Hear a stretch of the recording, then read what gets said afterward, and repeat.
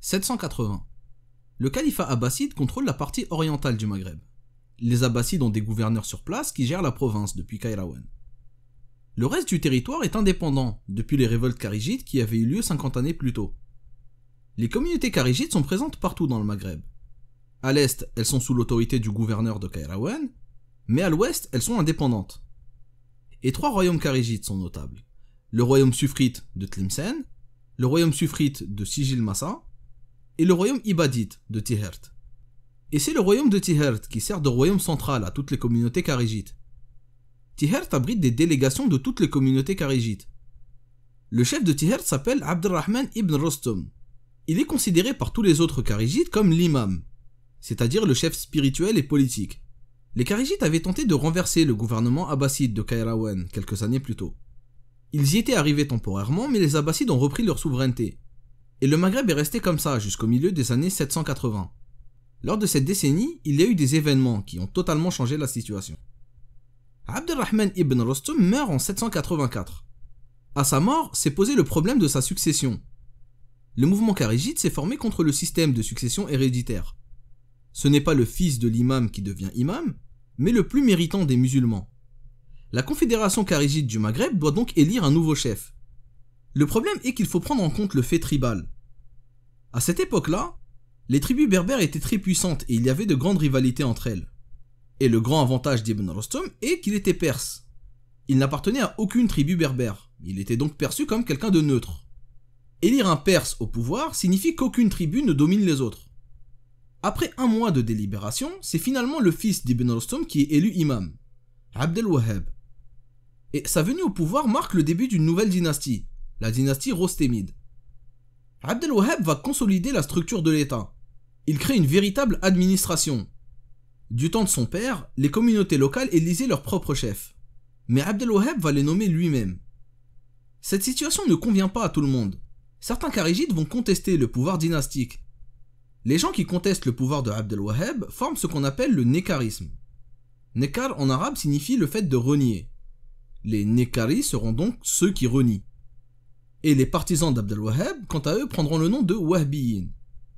Jusque-là, il y avait 2 branches du kharijisme au Maghreb, l'ibadisme et le suffrisme. Ces 2 branches étaient en bonne entente sur le plan politique, mais l'élection de Abd al-Wahhab va créer une scission politique. Beaucoup de suffrites prendront leur distance avec l'imam de Tihert, comme par exemple les suffrites de l'ouest algérien. Paradoxalement, Abd al-Wahhab a structuré l'État rostémide, mais il a fragilisé sa légitimité. Dans les années qui suivent l'avènement de Abd al-Wahhab, le Maghreb va connaître d'autres grands changements. En 786, le calife qui est au pouvoir à Bagdad s'appelle Haroun al-Rachid. Haroun al-Rachid est très célèbre car c'est le calife des 1001 nuits. Dans la vraie vie, Haroun al-Rachid c'est surtout l'apogée du califat abbasside. L'apogée militaire mais aussi culturelle et intellectuelle. Bagdad est à cette époque la ville la plus peuplée du monde. C'est une ville de science et de culture. En apparence tout va bien, mais en vérité il y a des problèmes politiques et le pouvoir des Abbassides est très contesté. L'un des opposants au calife sera très célèbre au Maghreb, et en particulier chez nos amis marocains. Il s'appelle Idriss bin Abdallah el-Kamil, plus connu sous le nom de Moulay Idriss. Idriss est un descendant du calife Ali ibn Abi Talib anhu, et de Fatima, la fille du prophète sallallahu alayhi wa sallam. À l'époque où les Omeyyades étaient encore au pouvoir, les descendants de Ali et leurs partisans, qu'on appelle les chiites, essayaient de renverser le pouvoir du calife. Les descendants de Ali ont tenté plusieurs révoltes, mais ont toujours perdu. Les Banu Abbas, qui étaient leurs cousins, les ont doublés et ont renversé les Omeyyades tout seuls. Les Banu Abbas ont pris le pouvoir et sont devenus la dynastie des Abbassides. Et les descendants de Ali se sont sentis lésés. Ils se sont isolés sur le plan politique, mais aussi sur le plan religieux. Le chiisme, qui était au départ un mouvement politique, devient petit à petit un courant religieux à part. En 786, les descendants de Ali ont pris les armes contre les Abbassides. Mais la révolte a été un échec et beaucoup d'entre eux se sont fait massacrer. Idriss bin Abdallah avait participé à cette révolte. Il a survécu au massacre, mais il a compris qu'il devait fuir très loin. Il se trouve qu'Idriss avait un compagnon qui s'appelait Rachid et qui était berbère. Ce Rachid a exfiltré Idriss et l'a emmené dans l'actuel Maroc. Idriss trouve refuge chez la tribu des Auraba, à 2 pas de l'ancienne ville romaine de Volubilis. Les Auraba vont fédérer un état autour de la personnalité d'Idriss. Sur le plan religieux, Idriss est chiite, un chiite zaïdi. Le zaïdisme est la branche du chiisme qui est la plus modérée vis-à-vis des autres courants de l'islam. Contrairement aux autres branches du chiisme, les haïdites reconnaissent les 2 premiers califes de l'islam. L'État qui va être fondé par Idriss va être un îlot de chiisme au milieu des États kharijites. Les kharijites considèrent que le pouvoir doit revenir au meilleur de la communauté, peu importe son origine. Et les chiites considèrent que le pouvoir doit revenir aux descendants de Ali. Le kharijisme au Maghreb était affaibli à cause de la mort de Abdelrahman ibn Rostom et de son remplacement par son fils. La venue d'Idriss est vue par beaucoup comme un signe de renouveau, et de nombreuses tribus du nord marocain se rallient à Idriss. Idriss fait amener de nombreux membres de sa famille et il les installe au Maghreb. En 790, il ira prendre Tlemcen et il installe son frère Sulayman. Tlemcen était la capitale de son propre royaume, un royaume kharijite géré par des tribus zénètes. Les zénètes vont céder la ville aux Idrissides sans vraiment chercher à la défendre, et ils continueront d'occuper les campagnes de la région. Sulayman et ses enfants formeront ce qu'on appelle la dynastie Sulaymanide. Ils formeront un genre de dynastie parallèle à la dynastie des Idrissides. Ils régneront sur Tlemcen et sur quelques autres villes du Maghreb central. Le règne d'Idriss est très court, mais Idriss est un personnage fondamental dans le Maghreb. Idriss est un descendant du prophète, et même plus que ça, c'est le premier descendant du prophète à venir au Maghreb. Pendant des siècles et des siècles, ses descendants vont se servir de sa filiation pour fédérer les tribus et légitimer leur pouvoir. Être lié à Idriss, c'est être lié au prophète. Et quand on veut fédérer des tribus au Maghreb, être lié au prophète, c'est un très bon argument. De nombreuses dynasties à travers l'histoire vont se réclamer de lui ou de ses frères.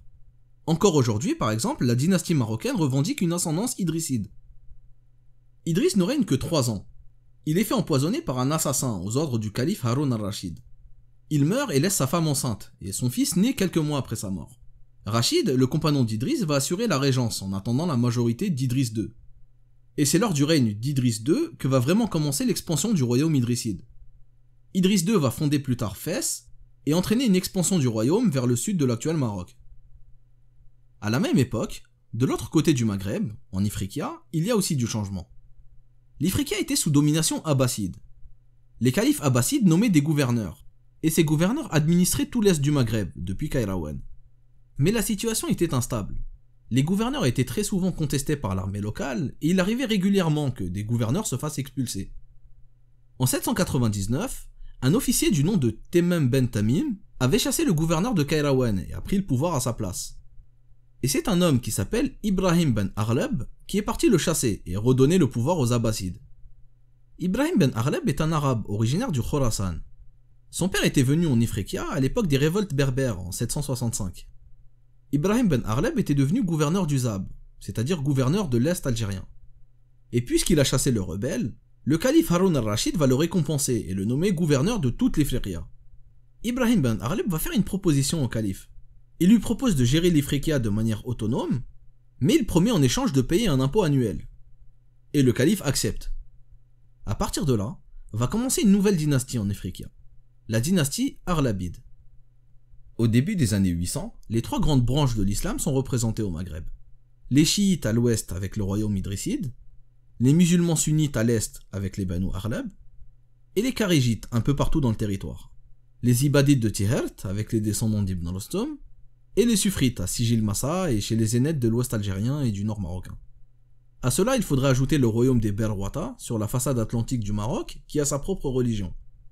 Et vu qu'on ne peut pas parler du Maghreb sans parler de l'Andalousie, alors il faut aussi mentionner le royaume de Cordoue qui est dirigé par un descendant des Omeyyades. Toutes ces entités seront rivales les unes les autres, mais cohabiteront en paix. Ces royaumes connaîtront tous des troubles en interne, mais ils ne s'attaqueront jamais frontalement les uns les autres. Enfin, presque jamais. Les Rostémides développent de très bonnes relations avec les Omeyyades de Cordoue. Les fils de Abd el-Wahhab sont envoyés en ambassade à Cordoue et ils sont reçus comme des personnes de très haute importance. Les Rostémides développent aussi de bonnes relations avec le royaume de Sijil Massa, et les 2 royaumes développeront des routes commerciales vers l'Afrique noire. Par contre, les relations avec les Banu Aghlab de Kairouan sont un peu plus ambiguës. Les 2 royaumes essayeront de se mettre des bâtons dans les roues. Les Aghlabides n'hésiteront pas à tenter de corrompre des chefs de tribus kharijites, à faire du chantage et parfois même des assassinats. Mais les relations entre les 2 États resteront pacifiques en apparence. Cette période de calme va voir se développer un courant théologique qui s'appelle le Mu'tazilisme. Cette fois-ci, c'est un courant théologique qui n'a aucun fondement politique au départ. Le Mu'tazilisme est un courant de pensée de l'islam qui est né en Irak. Les premiers Mu'tazila étaient des intellectuels qui considéraient que la raison est fondamentale en islam. Ils ont développé tout un ensemble de thèses liées à ça. Ils prônent par exemple une compréhension philosophique du Coran. Leurs thèses vont se répandre partout dans le monde musulman. Le mu'tazilisme séduit beaucoup les élites intellectuelles et donc va très vite atteindre les hautes sphères du califat et des royaumes musulmans. Le mu'tazilisme a une particularité. C'est un courant philosophique. Il concerne le dogme, c'est-à-dire la manière de croire en Dieu. Mais il ne concerne pas la loi et les règles en islam, du moins pas au départ. Comme le mu'tazilisme n'a pas vraiment de règles, alors ses idées peuvent être adaptées à tous les courants de l'islam. On verra des chiites mu'tazila, des sunnites mu'tazila et même des kharijites mu'tazila. Au Maghreb par exemple, les trois grands états étaient tous influencés par les mu'tazila. À l'ouest, les idrissides étaient notoirement mu'tazila. On dit même qu'Idriss I était lui-même un adepte. En vérité, c'est le zaïdisme, la branche du chiisme à laquelle appartenait Idriss, qui incorpore des idées mu'tazilites dans son dogme. À l'est, les Arlabides étaient eux aussi mu'tazila. L'état arlabide utilisait la loi sunnite, hanafite ou malikite, selon les périodes, mais les dirigeants arlabides suivaient le dogme des mu'tazila. L'émir Ziyad Atallah, qui arrive au pouvoir en 817, en fera même le dogme officiel du royaume. Chez les Rostemides aussi, les idées mu'tazila vont se répandre. Elles se répandent même parmi les conseillers de Abd al-Wahhab. Un dogme kharijite mu'tazila sera développé. Mais Abd al-Wahhab rejette catégoriquement leurs idées. Les kharijites mu'tazila vont donc eux aussi faire partie des détracteurs de Abd al-Wahhab. Et ils vont renforcer le mouvement Nekari, le mouvement kharijite anti-Rostémide. La contestation anti-Rostémide va prendre de l'ampleur. Elle va d'ailleurs prendre tellement d'ampleur que Abd al-Wahhab va subir une tentative d'assassinat en 813. Abd al-Wahhab échappe à la mort, mais son fils meurt pendant l'attentat. À partir de là, il va durcir la répression contre les Nekari et contre les Mu'tazila. Entre les Nekari, les Mu'tazila et les chefs corrompus par les Arlabides, il devient même très méfiant et ça l'isolera encore plus. Il va même perdre le soutien d'une grande tribu de l'ouest algérien, qui s'appelle les Houara, pour une décision assez cocasse, mais qui illustre bien l'ambiance délétère de l'époque. Le chef de cette tribu avait demandé pour son fils la main de la fille du chef des Luata, une autre grande tribu alliée des Rostémides. Abd al-Wahhab a eu peur que l'alliance entre ces deux tribus ne se retourne contre lui. Il a alors doublé les Houara et il a demandé la fille en mariage pour lui-même. Les Houara se sont sentis humiliés et ont pris leur distance avec les Rostémides, alors qu'à la base c'était une des tribus les plus fidèles. Abd al-Wahhab va mourir en 824, et il va laisser le commandement à son fils Aflah. Aflah va d'abord réprimer les Mu'tazila, il les expulse de Tihert. Mais le mouvement Mu'tazila prend de plus en plus d'ampleur, et Aflah se voit presque obligé de le réintégrer à Tihert. À cette époque-là, ce n'est pas seulement le Maghreb qui est sous l'influence des Mu'tazila. À Bagdad, le calife El-Mamoun, la plus haute autorité de l'islam, en a fait le dogme officiel du califat. C'est l'âge d'or du mu'tazilisme. Mais cet âge d'or ne va pas durer, et le mu'tazilisme va petit à petit disparaître de la scène politique. Le déclin du mu'tazilisme a eu lieu pour deux raisons. La première raison, c'est que les mu'tazila vont tenter d'imposer leur dogme par la force à tout le califat. Mais ils vont se heurter aux masses populaires. Les élites intellectuelles étaient séduites par le dogme des mu'tazila. Mais pour les masses populaires, pour les gens du peuple, ça n'est ni plus ni moins qu'une hérésie. À Bagdad, il y aurait de grandes révoltes populaires contre ce dogme.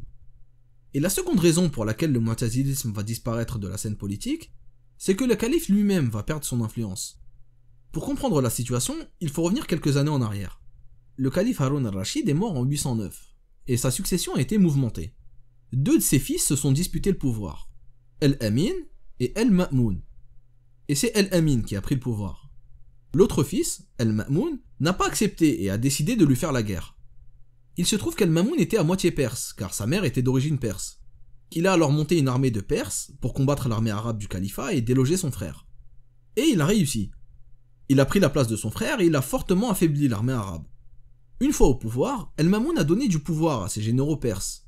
Il leur a même donné un état indépendant au Khorasan. El-Mamoun s'est rapproché des Mu'tazila et des chiites, car ces deux courants étaient populaires chez les Perses.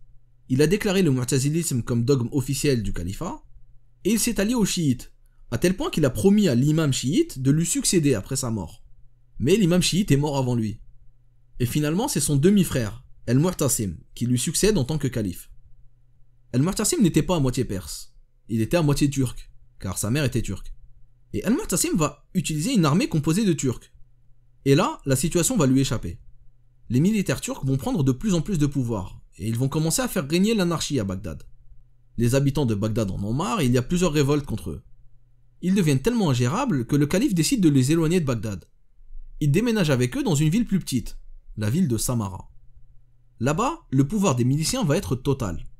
Ils vont faire et défaire les califes, et les califes vont devenir de simples pantins. À partir du moment où les califes ont commencé à perdre leur pouvoir, beaucoup de gens ont tenté de les renverser. Vers 850, les kharijites de la péninsule arabique ont voulu renverser les abbassides. Et ils ont fait appel au royaume rostémide pour avoir un soutien. L'imam rostémide, Aflah, leur a envoyé son fils, Abou Yarden, pour organiser un coup d'état. Mais les miliciens ont réussi à capturer Abou Yarden, et ils l'ont envoyé en prison. Abou Yarden restera en prison pendant 20 ans. Pendant cette période, de nombreux nouveaux petits états vont se créer partout. En 868, les gouverneurs d'Égypte s'appellent les Toulounides.